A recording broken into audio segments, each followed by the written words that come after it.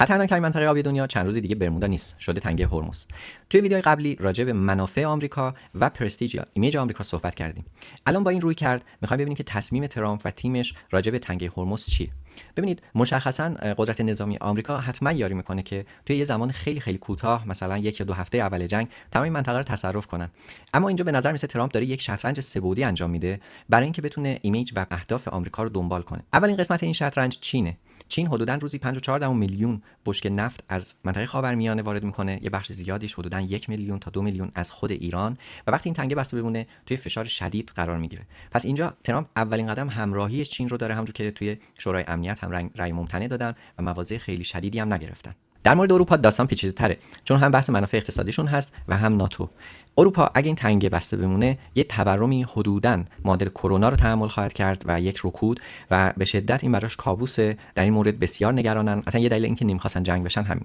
همینطور در مورد ناتو امروز اعلام کردن که ما نمیخوایم مداخله کنیم، باز دوباره از گسترش بحران میخوایم جلوگیری کنیم. اینجا ترامپ دوباره در مورد ایمیج آمریکا داره میگه که خب پس چطوره که ما تو مسئله اوکراین همیشه کمک کردیم، همیشه نقش پلیس بین‌الملل رو داریم، امنیت ها رو تضمین میکنیم، اما به محض اینکه موقعش میرسه کمکی کنید، مثلا با مینروب‌ها که حتی ترامپ داره میگه این یه تسته، شما پا پس میکشید. این جمله ترامپه. I think NATO's making a very foolish mistake. پس اینجا همزمان داره اروپا هم تحت فشار قرار میده تا بتونه طبق منافع آمریکا این داستان رو پیش ببره. مورد سوم خود ایران هست. ایران گفت که استراتژی ما یک دکترین موزاییکی هست و اینکه جنگ حالا تا میشه طول بکشه که برسه به انتخابات.